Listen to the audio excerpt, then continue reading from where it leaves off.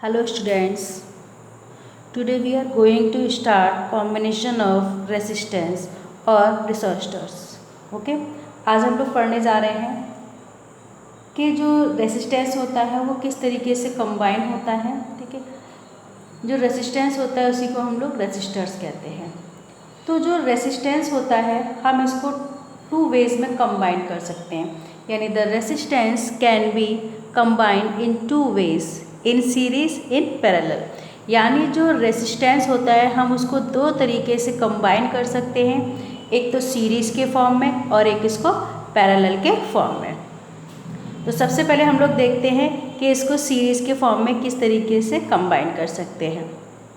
तो when two or more resistances are connected end to end, यानी जब दो या दो से ज़्यादा, ठीक है, टू और मोर यानी दो या दो से ज़्यादा रेसिस्टेंस को एक दूसरे से कनेक्ट किया जाता है तो हम कह सकते हैं कि ये सीरीज़ के फॉर्म में है. सीरीज़ का देखो, सीरीज़ का मतलब होता है क्या है, एक चैन सी जुड़ी हुई जाती है. जैसे यहाँ पर आपको दिख रहा है, देखो ये दिखा, फिर एक और सीरीज़, फिर एक और. तो जब हम दो या दो से ज़्यादा रेसिस्टेंस को आपस में कंबाइन कर देते हैं, मतलब कनेक्ट कर देते हैं एक दूसरे से, तो हम कह सकते हैं कि ये जो रेसिस्टेंस है वो सीरीज़ के फॉर्म में है. देखिए किस तरीके से मैं आपको बताती हूँ. ये देखिए, ये डायग्राम है, ये तीन रेसिस्टेंस हैं. जैसे आप एक इसको आप R1 मान सकते हैं, इस रेसिस्टेंस को आप R2 और इसको R3. ठीक है, ये वोल्ट मीटर लगाया हुआ है हमने, ये अमीटर है और ये बैटरी लगी हुई है और यहाँ से ये क्या हो रहा है, करंट फ्लो हो रहा है. तो देखिए होगा क्या इसमें कि अगर हम टोटल पोटेंशियल डिफरेंस की बात करें, देखिए यहाँ पे लिखा हुआ है value of current in the ammeter is same irrespective of its position in the circuit. Okay, यानी देखो ये जो वोल्ट मीटर है ना, सॉरी जो अमीटर है, क्या बताता है, अमीटर बताता है कि इस मतलब ये जो पूरा सर्किट हमने बनाया हुआ है, इस अमीटर के अंदर मतलब अमीटर के द्वारा हम ये बता सकते हैं कि इस सर्किट के अंदर कितना करंट फ्लो हो रहा है. जैसे पहले भी मैंने आपको बताया था कि अमीटर से हम लोग क्या कर सकते हैं, करंट को मेजर कर सकते हैं. और पोटेंशियल डिफरेंस इससे हम लोग क्या मेजर कर सकते हैं, वोल्ट मेजर करते हैं. अब देखिए, so we concluded that in a series combination of resistors the current is same in every part. यानी जब हम रेसिस्टेंस को सीरीज़ के फॉर्म में कंबाइन करते हैं, मतलब एक दूसरे से हम उसको कनेक्ट करते हुए चले जाते हैं, तो the current in same in every part. तो जो करंट होगा ना उसके जितने भी पार्ट्स होंगे सब में सेम फ्लो करेगा थ्रू इस रेसिस्टर. यानी जो देखो ये जो रेसिस्टर हैं, अगर हम इनको सीरीज़ के फॉर्म में लगाते हैं तो अगर हम इनके अंदर करंट फ्लो करेंगे तो वो करंट क्या होगा, इक्वली डिवाइड होगा. ऐसा नहीं है कि यहाँ पे कम हो फिर यहाँ ज़्यादा हो, तो यहाँ पे क्या होगा, सेम उसका फ्लोशन रहेगा. आगे देखिए, if we added potential difference across each of resistor R1, R2, R3. जैसे कि हमने यहाँ पे क्या माना था, R1, R2, R3. अब देखिए सब में क्या होगा, रेसिस्टेंस अलग है तो इनके अंदर जो पोटेंशियल डिफरेंस होगा वो भी क्या होगा, अलग अलग होगा.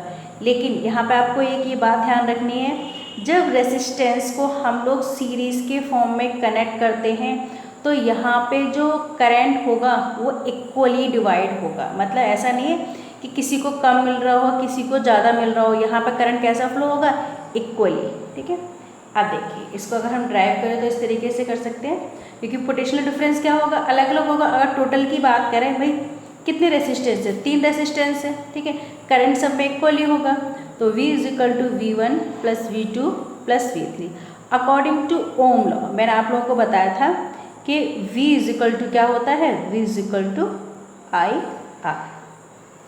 ठीक है, तो V की वैल्यू IR, V1 के लिए IR1, V2 के लिए IR2, V3 के लिए IR3. मतलब V के लिए फॉर्मूला तो IR रहेगा. ठीक है, लेकिन इसके लिए रेसिस्टेंस R1 फिर R2 फिर इसके लिए R3. I सब में इक्वल क्यों है, क्योंकि मैंने आपको बताया था कि यहाँ पे जो रेसिस्टेंस है वो सारे कैसे हैं, वो आप लोगों के सीरीज़ फॉर्म में है, और जब सीरीज़ में कनेक्ट होते हैं तो यहाँ पे जो करंट होता है वो इक्वली डिवाइड होता है। तो अब हम यहाँ से I हमने क्या किया, कॉमन ले लिया, तो क्या बचा R1 R2 R3। इस I से ये I क्या हो जाएगा, कैंसिल हो जाएगा, तो क्या बचेगा R is equal to R1 plus R2 plus R3, यानी ये हो गया total resistance. Okay, so in this case the total resistance of the system is equal to the sum of the resistance of all the resistors in the system। यानी हमने देखा कि हमारा जो मतलब लास्ट में जो वैल्यू आ रही थी वो क्या आ रही थी, R is equal to R1 plus R2 plus R3, यानी इसमें जो टोटल रेसिस्टेंस हो जाएगा वो तीनों के इक्वल हो जाएगा। यहाँ पे तो हमने क्या था कि 3 रेसिस्टेंस लिए थे, तो ज़रूरी नहीं है कि आप लोगों के 3 ही हों। आगे देखिए आप इस तरीके से अगर आपके रेसिस्टेंस आप 3 से ज़्यादा लगाते हो तो ये जो सीरीज़ होगी ना वो आप लोगों की बढ़ती चली जाएगी। ठीक है, ऐसा नहीं है कि आप 3 ही लगा सकते हो, आप चाहे कितने भी लगा सकते हो। ओके, अगर रेसिस्टेंस पैरेलल फॉर्म में हो, ठीक है, पैरेलल का मतलब होता है वो एक दूसरे के सामने, जैसे R1 फिर R2 फिर R3, और सीरीज़ के फॉर्म में क्या होता है कि वो एक दूसरे से क्या हो, कनेक्ट हो।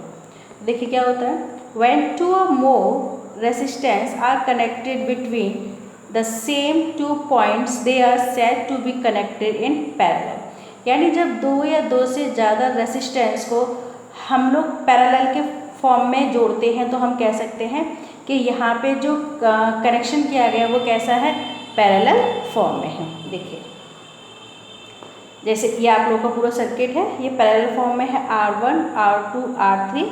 ठीक है, करंट को मेजर करने के लिए अमीटर लगा हुआ है, और ये आप लोगों का क्या लगा है, वोल्ट मीटर।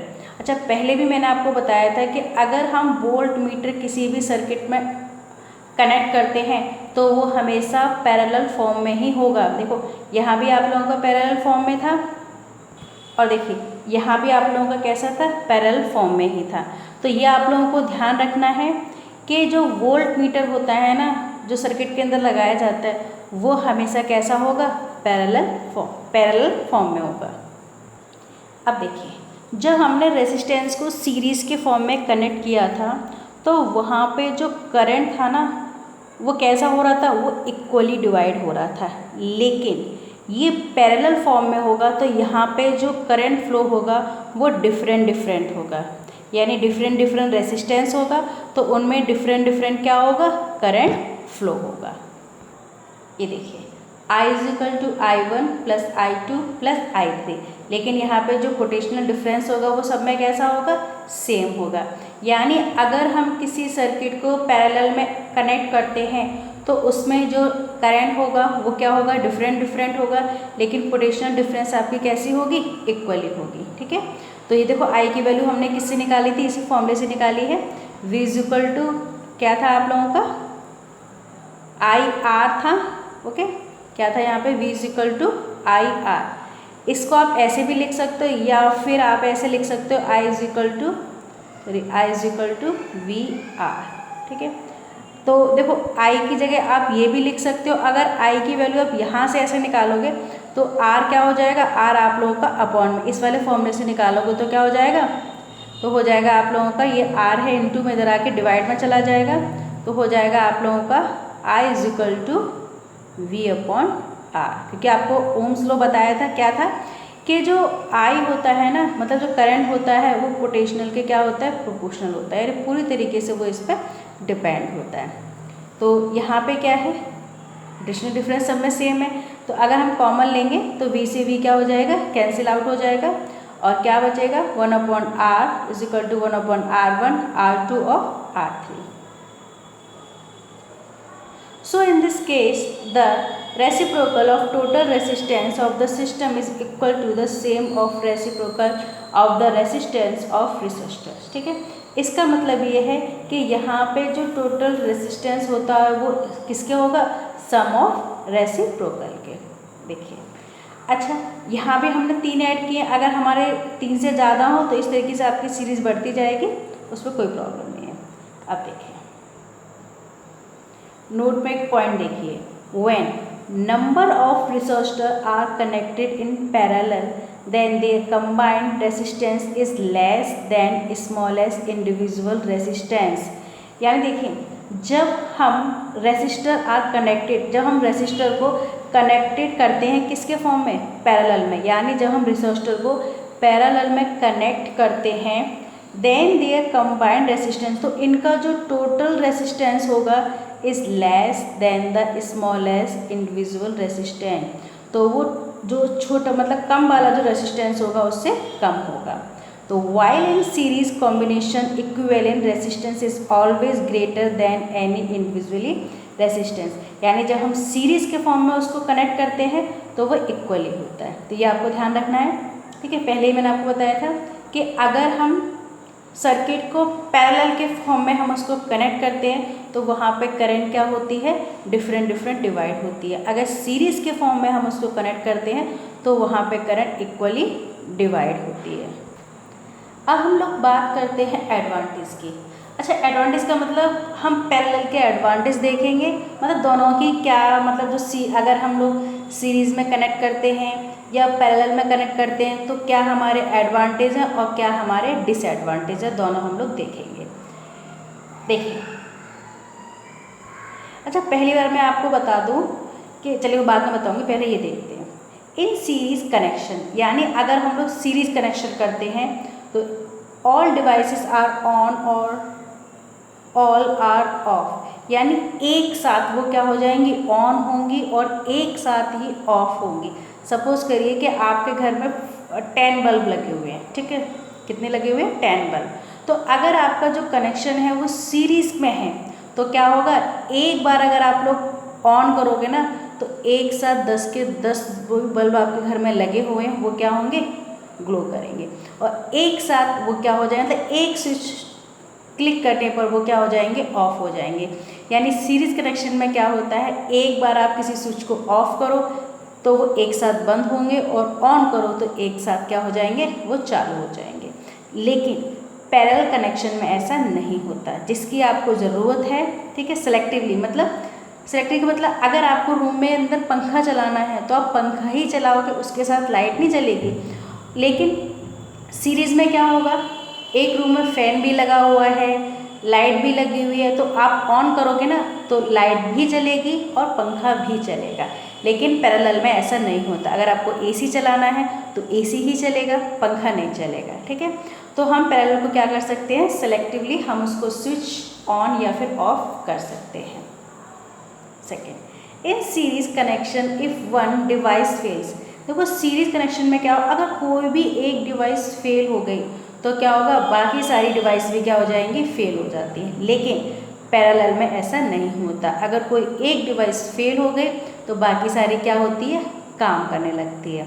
अच्छा, मैं यहाँ पे आपको एक एग्जांपल बताती हूँ, इसका एक एग्जांपल देखिए फर्स्ट वाले का, कि जैसे आपने देखा है ना, हमारे घर के अंदर जो कनेक्शन होता है ना वो पैरेलल में होता है। आपने देखा होगा ना कि अगर हमको एक पंखे की ज़रूरत है तो एक पंखा ही चलेगा, एक लाइट की ज़रूरत है तो लाइट ही चलेगी। भाई आपका मन है किसी एक चीज़ को चलाने का, ठीक है, तो एक ही चलेगी। लेकिन सीरीज़ में क्या होता है, आपने देखा होगा जैसे हम लोग शादी वगैरह में जाते हैं तो वहाँ पे जो डेकोरेशन होता है ना वो सीरीज़ के फॉर्म में होता है, यानी वो झालर वगैरह लगाते हैं या जो एलईडी वगैरह होता है एक सीरीज़ में, तो वो एक बार स्विच करते हैं, मतलब ऑन करेंगे तो सारी एक साथ जलेंगी, ऑफ करेंगे तो सारी क्या हो जाएंगी, एक साथ बंद हो जाती हैं। अच्छा, ऐसे इसमें हम बात करें इस वाले की, तो अगर मान लो कोई भी बल्ब जैसे सीरीज फॉर्म में डेकोरेशन किया गया और एक कोई भी डिवाइस फेल हो गई तो पूरी डिवाइस क्या हो जाती है, फेल हो जाती है। लेकिन पैरेलल में क्या होता है, जैसे आपके घर में कोई स्विच लगा हुआ है, ठीक है, आपके फ़ैन का जिससे मतलब फ़ैन आप ऑफ और ऑन करते हो और वो स्विच क्या हो गया, ख़राब हो गया, तो लेकिन लाइट का तो ख़राब नहीं हुआ ना, लाइट तो आपकी क्या होगी, कंटिन्यू जलती रहेगी। इसका मतलब क्या है कि पैरेलल में अगर कोई एक डिवाइस ख़राब हो जाती है ना तो बाकी डिवाइस कंटिन्यूली वर्क करती रहती हैं। Next, in series connection all devices will get same current. Series में क्या होगा, सेम करंट जाएगा। जैसे आपने कोई मतलब डेकोरेशन में कोई झालर लगाई और आपने उसके अंदर 200 करंट को क्या किया, फ्लो किया, ठीक है, तो उसमें क्या होगा कि जो करंट होगा ना सब में इक्वली डिवाइड होगा। इस वजह से क्या होगा कि उनकी जो रोशनी होती है ना वो कम हो जाती है। लेकिन पैरेलल में क्या होता है, जितने डिफरेंट डिवाइसेस होंगी ना उसमें जो करंट होगा ना वो भी डिफरेंट होगा। आपने देखा होगा कि हमारे घर में जो एसी लगा होता है ना, वो लाइट कुछ और लेगा, अगर एलईडी है वो लाइट कम लेती, ऐसा तो है नहीं कि जितनी लाइट एसी लेता है उतनी ही लाइट एलईडी लेती हो, ऐसा नहीं है ना। तो ये इसी का एग्जाम्पल हो गया, ठीक है, कि अगर हम लोग पैरेलल कनेक्शन करवाते हैं तो जो डिफरेंट डिवाइस होंगे ना, वहाँ पे जो करंट होगा ना वो भी कैसा होगा, डिफरेंट होगा, ठीक है। तो ये थे हमारे सीरीज़ कनेक्शन और पैरेलल कनेक्शन के क्या एडवांटेज थे और क्या डिसएडवांटेज थे, ओके। तो नेक्स्ट वीडियो में मैं आप लोगों को इलेक्ट्रिक इससे आगे का टॉपिक कवर करूँगी। अगर आपको ये वीडियो पसंद आ रही है तो प्लीज़ इसको लाइक करिएगा, ठीक है। लाइक करने से मुझे मोटिवेशन मिलता है, तो प्लीज़ इसे लाइक करिएगा और चैनल को सब्सक्राइब ज़रूर कीजिएगा। Okay, thank you.